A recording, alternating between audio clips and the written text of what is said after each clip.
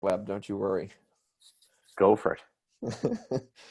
People are going to be paying for this in Dogecoin or Bitcoin, one of those coins. Apparently, this whole pandemic will speed up the growth of Bitcoin. That's what I've heard. I've heard Yeah. a good bit of that. Now, I know very little about Bitcoin. It's something it's on my reading list, but Yeah. that reading list keeps getting longer and longer. So, Yeah, I'm currently just sticking more with the type of investments which I know, which is to get a good 8 hours of sleep in, which is a great investment for me, and make sure my dogs are happy because they make me happy, and then I'll eventually get to the crypto at some point. yeah, I think you've got the two foundations there. Yeah, I've proven those. I haven't proven crypto yet, but cool. So we're about 3 minutes in. Colm, what do you say we get started with it? Um, Hello, everybody, and welcome. Now that you've been hearing us just kind of banter back and forth. This is Colm O'Reilly. Colm, you are from Ireland and the founder of the Mental Health Plan .com, as well as a website there. And we're going to be talking about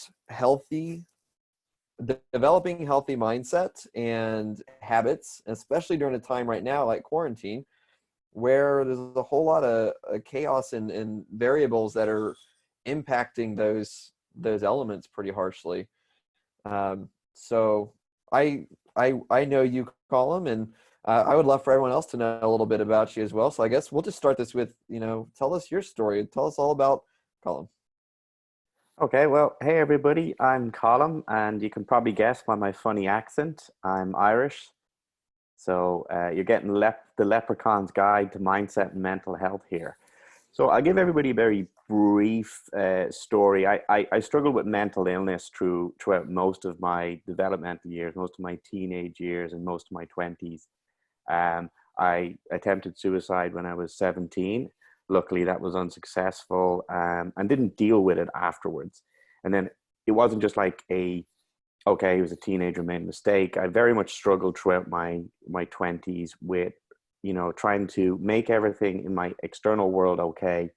And if everything was going well, if I was making money, had a girlfriend, had friends, felt like I was doing good in the outside world, I felt like, oh, well, I was valuable inside. But if any of those things got rocked, it was obviously because I was, not a good person inside. And I didn't really deal with that pretty much into my early 30s, when it came to a head again. And I turned to a friend at the time and I was like, what's the point? I feel like giving up again. And went through suicide counseling again. So when I came out the other side of that, I realized that I needed to permanently fix this. I couldn't wait for the next depressive episode to come around again, living with anxiety that the next dip was going to happen. So I started really studying what does and doesn't work for mental health, and what does and doesn't work for people who are busy and want to improve their mental health. Because the thing is, everybody agrees it's important, but no one has ever bothered showing you what works and what doesn't work and how to integrate it into your life. Because we're all busy. We've all got very real stresses out, but we also need to take care of ourselves. And that's what I started doing. I started sharing that with people and having a very positive effect with people. So I'm sharing it more and more now as I go on. That's the super, super condensed version on people. And if you've just joined us and you're like, whoa, this is a bit heavy, I promise you it won't be that heavy all the way through. We'll talk quite a lot about the difference between mental illness and mental health, and quite a lot about positive psychology and positive things you can do. And I hope you never have to deal with clinical levels of anxiety or depression, but we'll talk about what works from that stage all the way up to just, I'm stressed and I'm overwhelmed all the time, getting you towards living a very fulfilled, peaceful, productive, optimistic life. Back to you, Jeff. I don't know, is that too much, too little? I got to top that now. So, man, thanks so much for sharing. And I'm with you there with the thoughts about, it's so supremely important that people have some tools to address mental health. And I look at it very similarly in the United States school system. I went through elementary school, high school, college, and nowhere in there was a mandatory class or a core curriculum class about balancing a checkbook. or knowing how not to get up to your eyeballs in debt as an adult, and also just how to take care of your body. And mental health is right up in there as well, that I feel like a lot of us would benefit if there was some base structure. Hey, you're going to be an adult and taking care of yourself. Let's give you some good stuff about taking care of, what's going on inside and going on under the hood as well. And not so much about the Pythagorean theorem, because God knows I use that every day when I'm buying a used car. Hey, we all know the mitochondria is the powerhouse of the cell, but we're never told some important things. I have a graph here I could share that kind of explains how I work with people and where I work before we go into any specifics. Would that help? Yeah, I would love I that. Let's see it. I can share, can't I? I think you can. So to all our viewers, and this is what I call the mental health to mental illness continuum. You seen it, Jeff? I have seen one that's similar, like CrossFit and fitness. Yeah, I've seen that one. That is it. So unfortunately, there's like a language issue around the words mental health, because people generally say mental health when they mean mental illness, or they'll say mental health problems.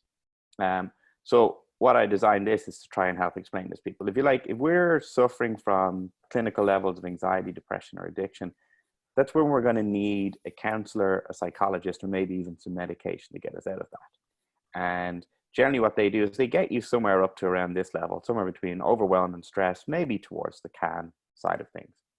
Um, but once you get here, you've got to get all the way to good levels of health.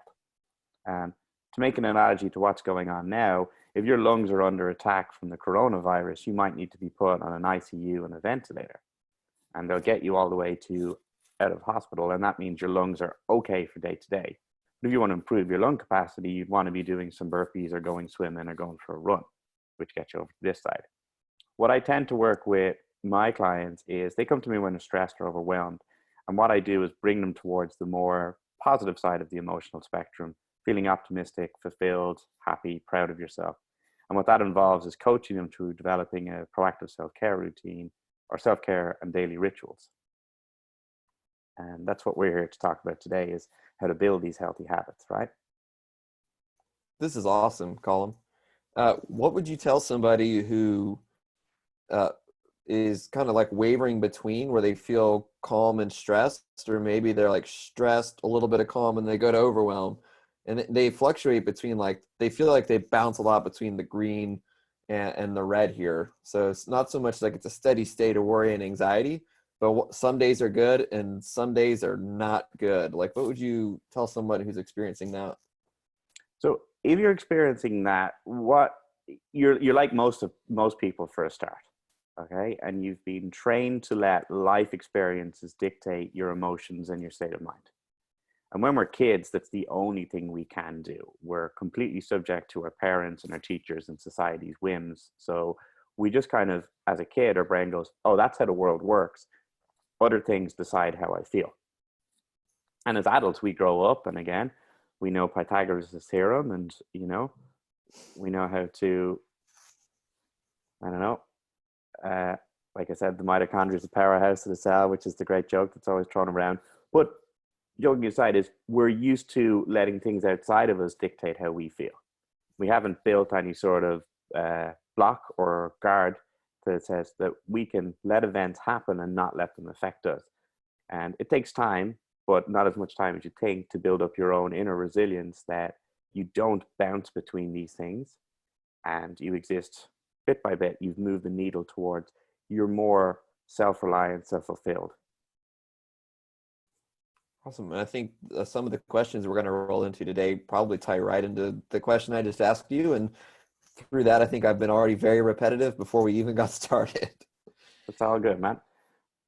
I'll stop sharing this, but if anyone wants to see this, we can post it in the group and I can talk more, and we'll just go back to us talking. Thank you. All right. So our first question, and P.S. for everyone watching, listening right now, if you're live with us, all of these interviews that I'm going to do are it's just like the podcast we had. They're listener viewer driven. And these are questions from people who asked for this. So if you have a question, comment that in the comments, and I can ask Colin for you. He can't see them, but I can. So I can definitely help out there. So Colin, our first question is, how do you build a habit, and how has COVID-19 impacted people's habits and their ability to hold and to keep those habits that they're building? Okay, so most of our habits are actually shaped by our environment. So we know we generally eat because it's close to our workplace. We generally grab coffee at the same place, and we know what our work desk is, and that clicks us into work mode, and home clicks us into home mode. Um, so the environment provide a lot of cues and a lot of consistency and a lot of stability that our brain relies on. We sort of outsource that to the environment. We know when I go to the gym, it's workout time, and I don't have to think about my work or any other stresses. But very, very quickly, almost like the click of the fingers, our home has just suddenly become our office, our creche, our school, our gym, our coffee shop, our restaurant, our bar. It's become everything to us. And there's no cues there that exist that say, hey, it's time for you to start work. It's time for you to stop work. It's time for you to work out. It's time for you to take care of your mind. It's time for you to read. It's time for you to watch Netflix. It's like I'm sitting on my couch. I'm meant to be on a work Zoom call, but the Tiger King is playing on Netflix in the background, and my kids are screaming at me, and I haven't changed out of pajamas in 4 days. So that pretty much answers hopefully the question of how COVID-19 and all the dangers it possesses and all the measures we're trying to take as a society to crush it have had an impact, that we no longer have these external social cues that tell us how to act and how to behave. So that's why without this anchoring point of environment, we need to start making ourselves and our rituals the anchor point. What I mean is like looking inside yourself for the validation and the needs you have rather than looking outside yourself. Right? I'll give you a real silly, stupid example is I absolutely adore going to Starbucks next to the gym every day and having someone make me my latte. All right. I know it sounds silly, but it's Starbucks clothes, and it's something I can absolutely do without. I can make coffee at home here. But the need I had was there was like a warmth, and yeah, I deserve this coffee. Like coffee for me is a ritual. I know some people will argue that Starbucks isn't coffee, but going there and getting someone to hand me my coffee was a ritual. It was that warmth and need. What I need to do now as a person is like sit and try to generate that feeling myself. And it's something we've never been taught how to do. But it doesn't actually take that long for you to train yourself how to do it. So what we start with to create habits is we find routine in our daily life that existed before the coronavirus came along that we can start building good positive habits out of. And the habits I always generally tend to start clients with is, what habit do you normally do most mornings or most evenings? Most mornings, people generally have a cup of coffee at home or some sort of breakfast drink. And most evenings, people tend to brush their teeth. So we have these two things to anchor our days that probably don't change regardless of when we get up or what we're doing that day. We can start building our daily routine around them. So I know when I do my morning coffee, that's when I'm going to take care of my mindset, my mental health, or whatever major habits need to happen out of the base of that.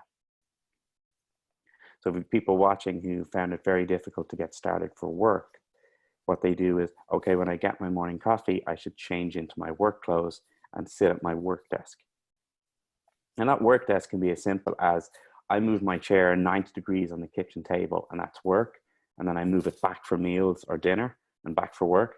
And then when I go sit on the couch, that's for my relaxation time.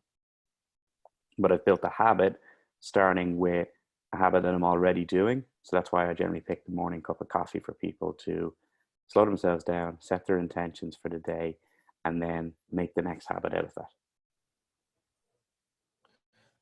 That's really eye-opening. I think that's something I would probably take a note on really quick if I didn't feel like I was on camera writing it. But so for making the habits, for making it more likely for us to take action on things, it's not so much like how can I make myself do it, but how can I prepare my environment so that I get the cue to do it. And we should look at like what we've been doing before all of this happened and do our best thing to recreate those rites or that ritual that precede what we want to do. I have an example that might actually fall into place here. I have a client, and one of his employees, a lot of his company, they all work remote, and she does what I'm supposed to interview her next on is the morning commute. And so she works at home. And so what she'll do is she'll get up and she'll hop on an exercise bike in her home and go 30 minutes on the bike to work. And then she goes into her office and works. And when she's done for the day, she hops onto her bike again and she commutes home. And by the time when she's in there, it's like no more office, no more work, no more any of this because I'm no longer at work. And she's retained that she's plugged and created a way for her to actually have a commute to and from work to signify when she's starting and when she's done, even though she doesn't even have a physical place to go. Would that kind of fall into what we're talking about? Yeah, that's a brilliant idea as well. That's the idea of shaping your environment. And I have some notes on good ways to shape your environment that I'll talk about first. But before we do that is you want to make your habits obvious, easy to do, and rewarding. And the two big mistakes people make with habits, the first one is they misunderstand how small habits compound, so they dismiss them. You know, this is like okay, well, hey, if you can't do 100 burpees, it's well beyond your fitness, or you can't run a marathon, you know, what's to stop you running to the end of the road and back? And people go, well, that's not really going to get me to lose the 100 pounds I need to lose. Or when I talk to people about mindset or mental health, I'm like, literally take 1 minute with your morning coffee. So when you get your coffee in your hand, get your phone, get 1 minute and just sit and do absolutely nothing. You can focus on your breath, or you can focus on your body, or you can just listen to your thoughts, but you don't have to do any of that. And at the end of the minute, you go, awesome, I've taken a minute for myself. And people dismiss it because it seems like, well, that's not much and it won't do much, but that compounds into a lot more clarity and a lot less anxiety. So small habits add up. I feel In the like you same could way make a that hashtag morning minute there. I'm telling you, man, I should have trademarked it before I started telling people about it, because everybody who follows it comes back and tells me how amazing it works for them. Yeah, everyone who's watching this now, you're going to sign an NDA. You can't share hashtag morning minute unless Colin, you give them a nickel. Yeah, you can do it, guys. I'm okay with that, you know. But I'll tell you a very powerful story about a friend of mine. This is last year, and he doesn't mind. He's given me permission to tell the story. And he's very successful, owns a great landscaping business. He was like designing sets for HBO shows that were getting shot in Ireland. You know, he's married, 3 wonderful kids. He told me, he goes, I have so much anxiety that it's all going to be taken away. And I'm anxious and I'm scared all the time and I'm worried all the time. I said, okay, well, you've got to start by taking the minute, because anything we do after this won't work unless you're giving yourself 1 minute to prove that you're valuable and for your own mental health. And he couldn't do it first thing in his morning because his wife would wake up the kids before him and he had to drop his daughter to school. I said, okay, well, what about in between school and work? He goes, oh, well, there's only 2 minutes from my daughter's school and my work office, or pulling into the yard. I said, well, there you go. You have 2 minutes. When you drop your daughter off at school, sit in the car for a minute before you get in the car. You can stare at your phone and watch the countdown. People will just think you're sending a text, so it doesn't look weird. And he goes, okay, I can do that. And I said, right. And if you really can, when you come home, when you pull into the driveway at home, again, take out your phone, look at it. You're probably taking out your phone anyway. So there was the physical cue of arriving back home in the car. Everybody takes out their phone when they finish a journey anyway, if they haven't been texting while driving. Don't text while drive, people. And he did this. And within a week, his anxiety had dropped considerably. And he said, I can't believe that worked. And thank you. I just feel better for it. So that's the power of the minute. Small habits add up. Having 1 less can of Coke a day or a week adds up. Taking 1 minute for your mental health adds up. That's the first mistake people make, is they tend to dismiss small changes and how they add up over time. The second one is the flip side, is people go, oh, well, I can do everything. I'm going to do my morning minute and I'm going to completely change my nutrition and I'm going to exercise 5 times a week and I'm going to meditate and I'm going to read instead of watching Netflix and I'm going to go to bed at 10:30 instead of like after late night talk shows. And I try to do all of this. your willpower is finite. Like you only have so much in a given day. And they do this for about a week, and then the old habits slip back. Where if they started with the small habits and built them up, they'd make much better long-term progress. Yeah, we both, I think, know this very well from being in the fitness space and in the health space. I mean, mental health, physical health. You know, we are probably both familiar with Chip and Dan Heath and Lowenstein's gap theory, and we know that like lots of small wins work because you're always winning. If it's instead of saying run a mile, and you know you can't run a mile, well, if you can run from here to the apartment next door and then back again, and that's only like 100 feet, like if I only asked you to run 100 feet, you won. And so 101 feet, you win again. 102 feet, you keep winning over and over and over again.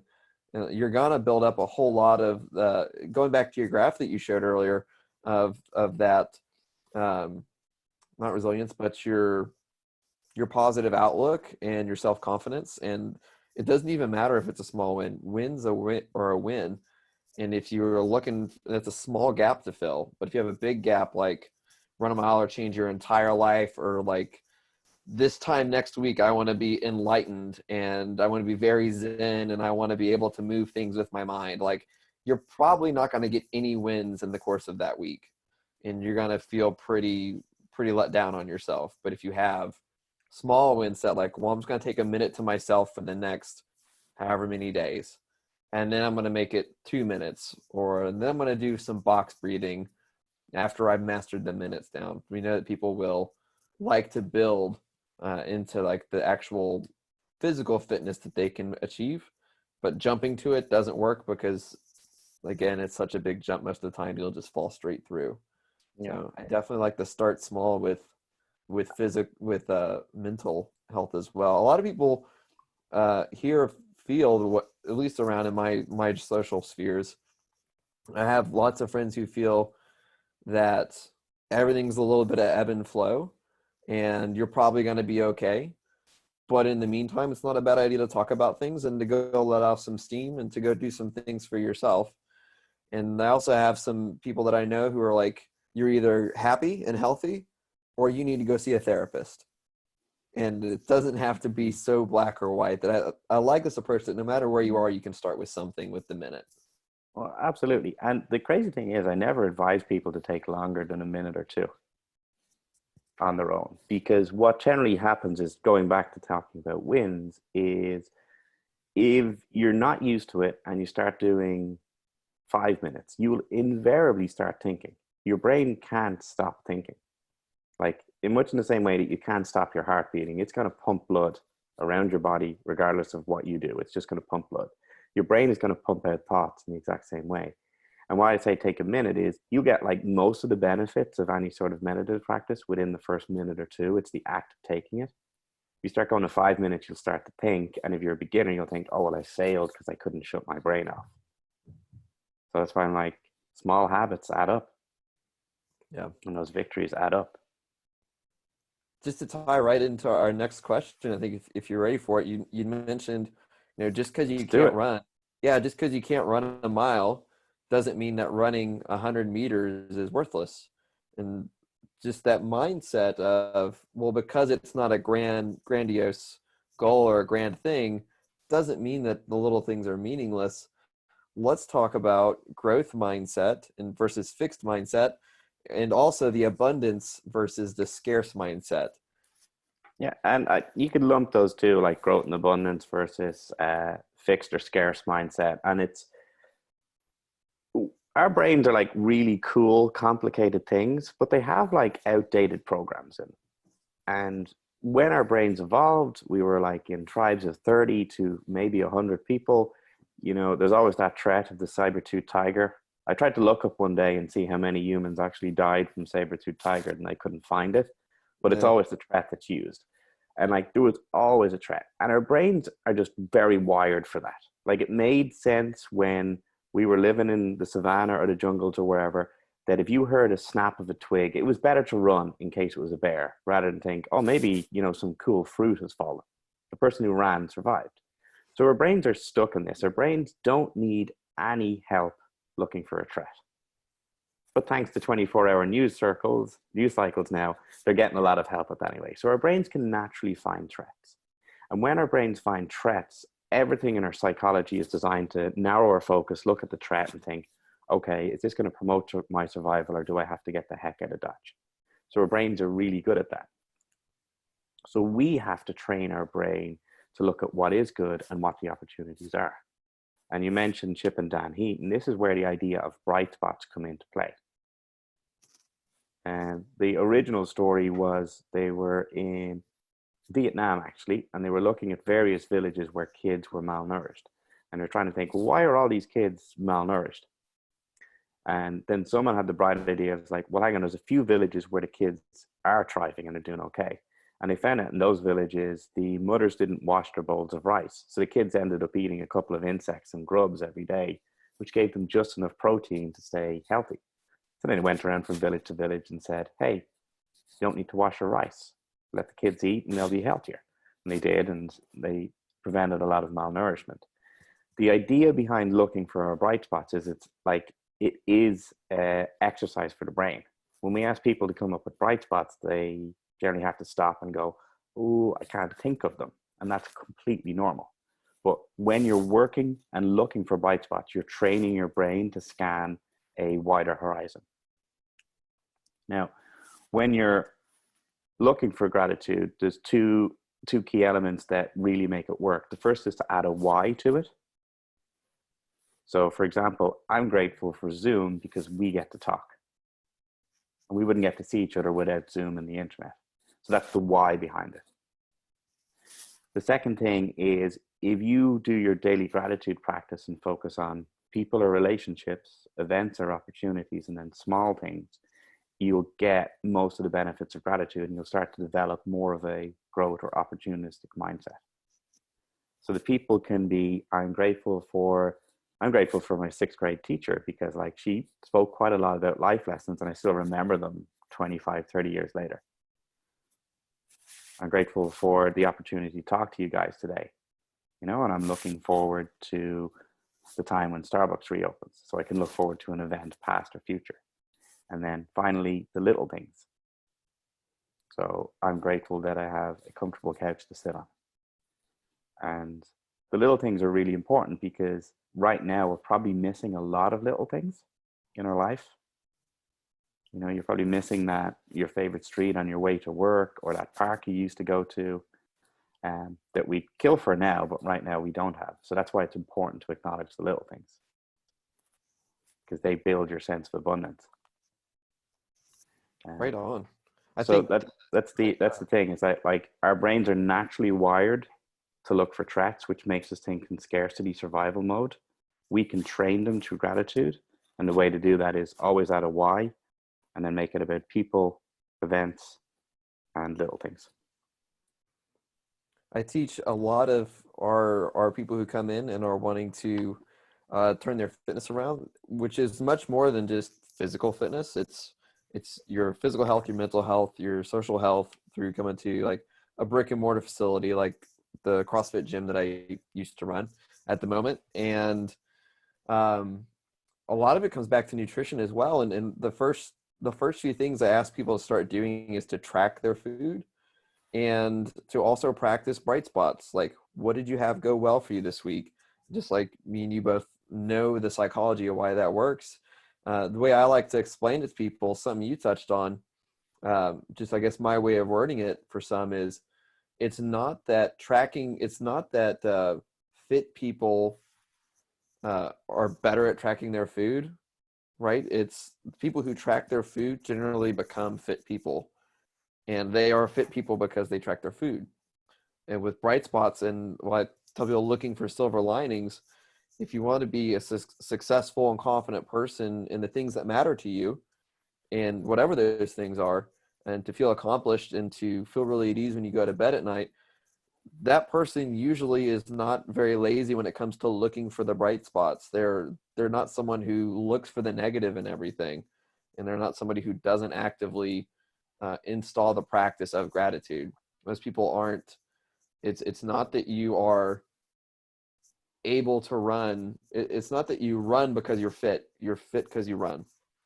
And you're not going to be a whole lot happy and more grateful uh, because of the fact that you had those things happen. They were already happening. It's just that you installed the practice to train your brain so that you could become that version of yourself you're aiming for. And it's Yeah. kind of, I like to teach people like it's more than change just your habits, but to hold that into context of we're in a sense changing identity into who we want to be. So we look at Absolutely. the person that I want to be, what would they do? Well, they probably are going to have a positive mindset and think that there's more than enough to go around for everybody and focus on the things that are going good, even though they acknowledge and accept the things that are also going just a dumpster fire in their life too, because all of us have it. Yeah. And I don't want to make it that there's very real external things that you'll need to fix. You know, Mm-hmm. if you're broke, you'll need to look at how you're spending and can you earn more. Um, you know, if you are unhealthy, you'll need to look at like ways you can improve your physical health, you know, and if you're in poor relationships, you'll need to look at ways to change the dynamic or, you know, extract yourself from them. There's very real things to do. But at the same time, there's stuff inside of you that you can do.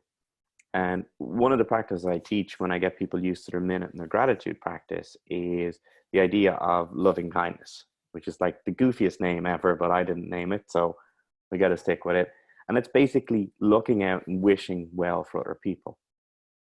And the reason why this works, it's like you said, it's like that reverse the way we do it. When all our needs are met, our natural instinct is to look around and see if the people close to us, if they need a hand. But we can use that to our advantage to our brains. And that if I'm checking in on people, reaching out to friends and saying, hey man, how are you doing? Is everyone good? What do you need? If I'm doing that, my brain goes, oh, well, if I'm looking out for someone else, I must be okay. And it tops up its sense of security and sense of assurance, which is in the way that you said, like the fit person, you know, can't run because they're fit, you know, it's the opposite way around because they go and run every day and, you know, weigh and measure their food.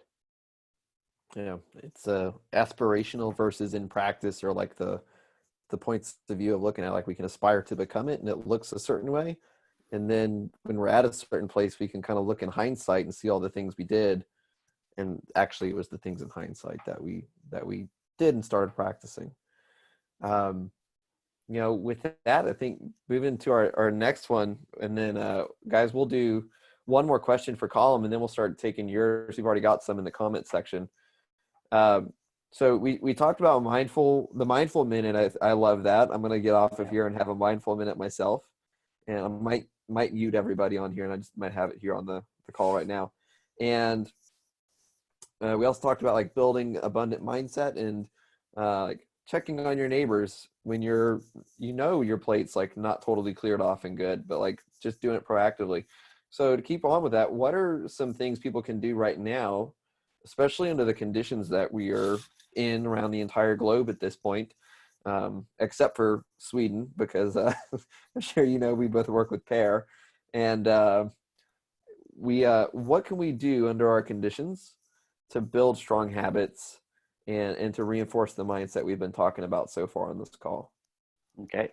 Yeah, I got some points there. There's one thing that you mentioned there about the mindful minute.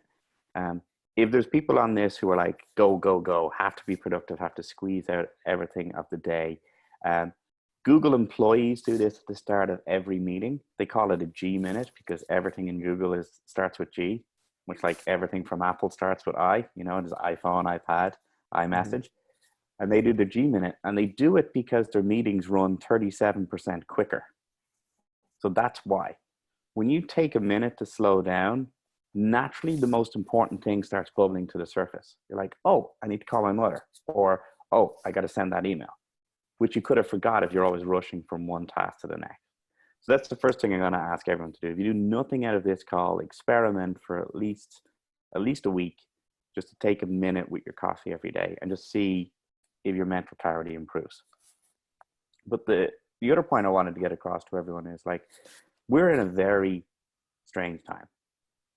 Humans have a need for connection with other humans that isn't being met right now. We have a need for security. And like, unemployment across the world is shooting up, which is going to have knock-on effects on everybody's business and everyone's livelihood. And we have a need for certainty, a degree of certainty in the future, and that's taken away as well. Is this thing going to last 2 weeks, 2 months, 2 years? No one knows.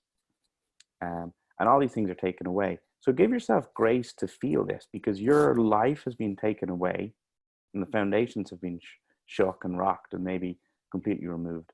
So it's okay if you're not perfect. It's okay if every day you don't crush it and kill everything on your to-do list and exercise and eat well and, kiss your loved ones and always smile and, read Dante's Inferno and do everything like the perfect human should do. Give yourself grace not to be perfect, because that's what you do to the person in your life you most care about, your best friend, your work colleague, your spouse, your kid. You give them grace not to be perfect. So give yourself that same gift. That's the first thing. Now, in terms of other things you can do is, if you're working from home, the two best things you can do are, one, wear work clothes. Right? And by the way, you don't have work pajamas. Let's put it out there. You don't have Be to wear a thankful tree. everyone can't see the bottom of the screen then. When you stop wearing pants, that's your warning sign that you're slipping. Wear work clothes. Change into them at the start of the day and out of them at the end of the day. It will make a huge difference. When you're taking breaks, like you send an email a break every hour that you'd normally walk to the coffee station or the water cooler, clean up a little bit of your apartment or your house. It doesn't have to be a full clean. You don't have to get out the Hoover and dust all the cobwebs away. But if you've a can of soda, put it away. If you've breakfast, just put it in the sink. If you have a few things to wash up, wash them up. Because as you do that, as you declutter the environment, your mind will declutter. And I'm only saying like 2 to 5 minutes of cleaning, but it will make a huge difference, because then when it comes to your relaxation time, you're in an environment you really like. And the final thing you can do is, if you can get outside into any sense of nature, do so. Basically, when our brains look at screens, our brains go, oh, we're looking at a very focused point. There must be a level of threat here because I'm so focused. But when our brains look at horizons, we look at possibilities and we feel a lot more secure. So that's why pictures of landscapes are so important and so soothing to humans.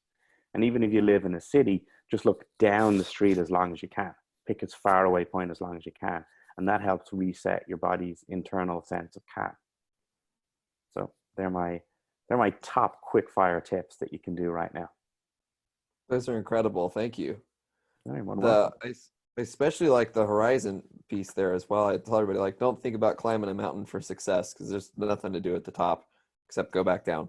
But like, horizons lead to another horizon, and I did not know that about horizon paintings. That's why. So all the paintings, like across all cultures that humans love, is there's like a vast expanse so we can see very far out. And generally at the top of the painting, there might be some trees or some branches or the top of a cave, so we know we've shelter.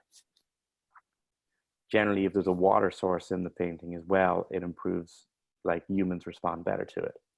Yeah. And if there's a dog, we sense loyalty. Absolutely, absolutely. My little guy is sleeping on one of his teddy bears right now, as he wants to. Castro Panda Pooch. Panda Pup, but close Panda enough. Pup. Oh, I almost got Yeah. his name right. Yeah. All right. Well, excellent. We'll take let's get some questions answered. Colin, we got a few minutes left here. And before we do, I mean, thank you so much for coming on and sharing this with us. And guys, will have everything that we've talked about in some show notes for you a little bit later on, and in text as well for you too. And of course, Colin, you'll have access to all this stuff too. So starting off, questions from Jesse in the comments. I'm just going to read the whole thing, because I think there's some context here that I'm not quite on, but I think it's more addressed to you and not me. Okay. So I was an athlete, obviously never a games athlete, but I aged out of the standard age group. Did that transition in your athletic life affect your disposition or cause frustration? Also, I think the COVID quarantine gives me worry about my progress and it actually turning into a loss of gains compounded by my aging.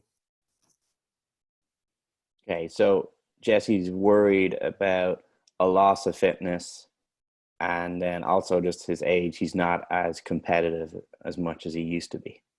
Yeah, and Jesse is also a she. Oh, okay. With the Sorry. I, with the I. I know you can't pick that up on my accent from Arkansas, which is no accent. Apologies. I should have said they. I should have went gender neutral.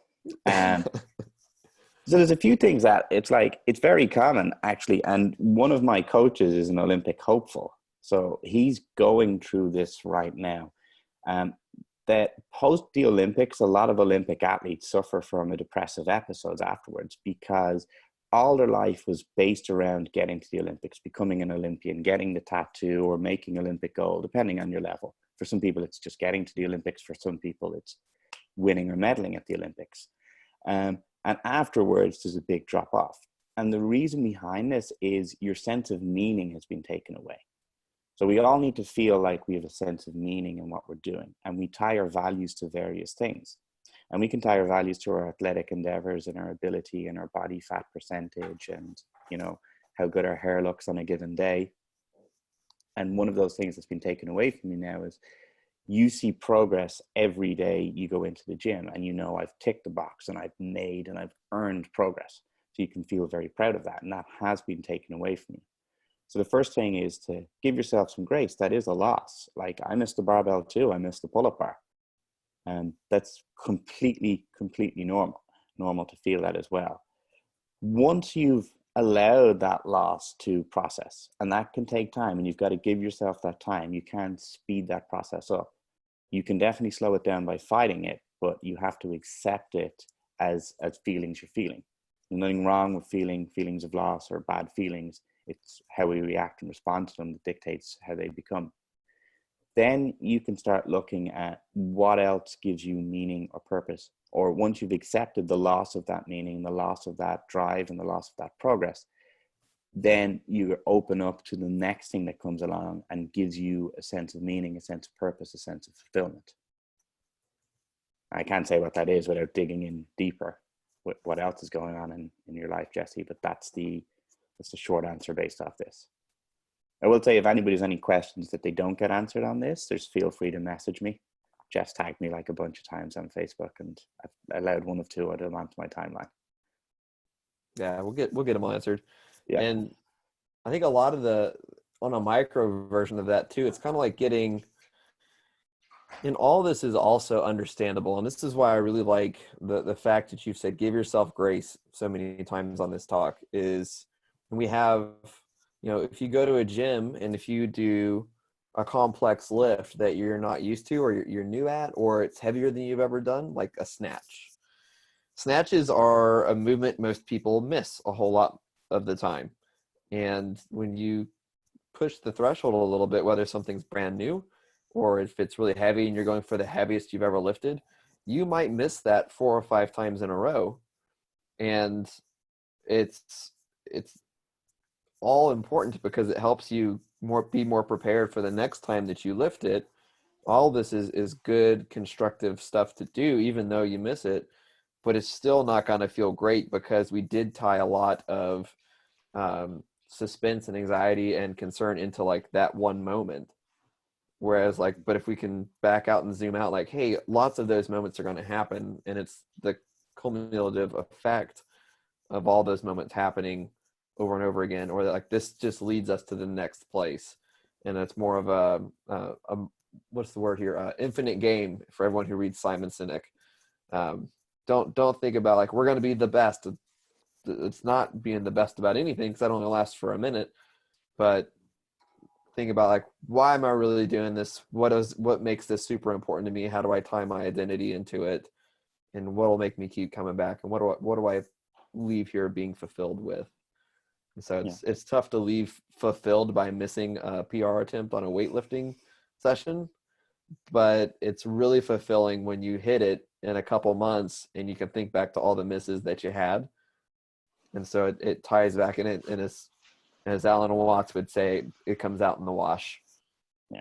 And it's tough because again, we were never trained how to like just look at our emotional needs as actual needs. We've for most of our lives always relied on something external to give us a sense of validation, give us a sense of fulfillment, give us a sense of purpose.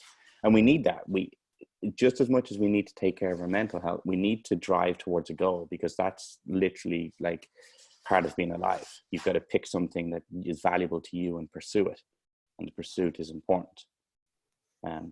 You've just got to also remember in mind that you've got to soothe yourself along the way. Yeah. It takes work. It's, yeah, at the end of the day, it's all understandable too to just be frustrated. I'm frustrated plenty of times, and it's I've heard it put really well by Paulo Coelho, and he was I think this was like a manuscript in Accra, and it was it's silly to expect a soldier to not be nervous on the eve of battle that he's been training for his entire life. And it's to just understand that anxiety is part of it, suspense is part of it, does not mean that it is bad. So peace there.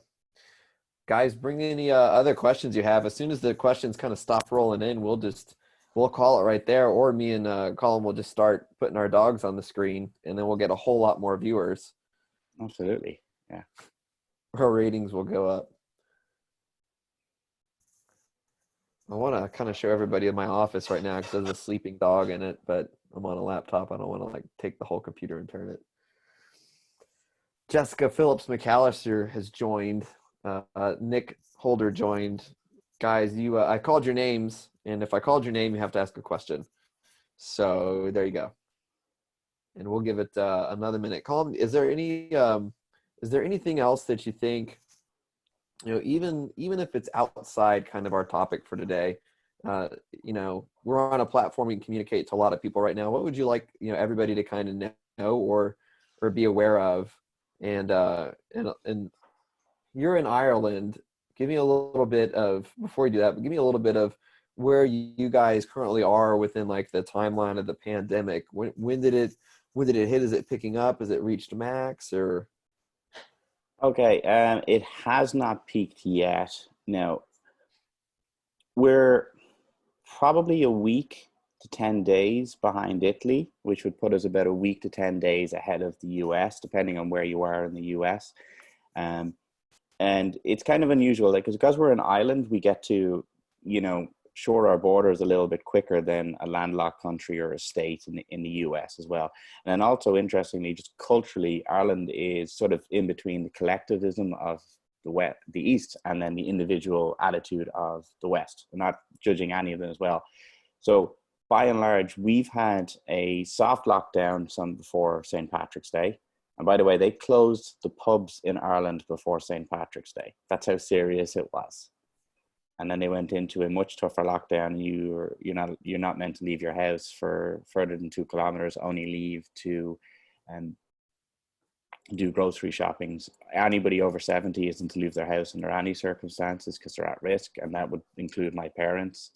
I'm sort of have an inside scoop because my brother works in the ICU as well, so he can tell me what it's like on the front lines. And what I'm noticing is so many people are struggling because of the 3 things that have been taken away: our sense of connection, our sense of meaning, and freedom. I suppose you could say 4 if you separate out meaning and freedom, and then the sense of security. So the first thing I say to everybody is, it's okay. You've got very real human needs that used to be met in whatever way, shape, or form aren't being met. The second thing is then, yeah, absolutely, if now is your time to start taking care of your mental health, I'm happy to help. And then the third thing is that think about the future. This is going to pass. It might be horrible while we get through it, but this is going to pass. And when you look back on this time, people are going to talk about this for years and years. When you look back on this time, make sure what you did, you're proud of be proud of it. And that could be, hey, all I had to do was just follow the guidelines and stay at home. Or I was in a position where I could do the shopping for my neighbors. Or I just checked in on my buddies and sent them funny memes all the time to keep their spirits up. But if you do that, you're going to be a lot better than worrying about what's going to happen. Your brain will do that naturally anyway. It doesn't need any help from you. I just wrote that this morning in my blog post about, it hasn't gone out yet, but it's okay. Look back and what are you going to be proud of? Great minds Oh, and think alike, and now I gotta change my blog post. I put a video out of that like a week and a half ago, Jeff. So Oh, come on. I was thinking about it a month ago. okay, you can. Well, Well, with the time shift delay, I mean, yeah, we'll just have to have an email with each other so we don't step on our own toes. And that's okay. closing the pubs in Ireland, I was thinking like maybe that's just as dangerous as the Rona. I'm not sure. It's dangerous here in Little Rock. We missed the parade, so we're pretty bummed about it. Yeah, it has an effect. Yeah. Sweet guys. I think we'll be good to almost call it here. Call them before we go. People are going to be interested in you. People are going to want to reach out to you and talk to you. I'm already getting text messages. Where can people find you? And tell us a little bit kind of about the mentalhealthplan.com. And then I think we'll wrap it up today. Okay, so it's at the Mental Health Plan on Instagram, the Mental Health Plan on Facebook, the mentalhealthplan.com. I try and post everything on all the platforms so anybody. Generally, what I work with people is when they're starting to develop their own self-care routine, I coach them through weekly calls or bi-weekly calls, depending on how frequently they need it, and provide follow-up accountability until they build and embed the routine.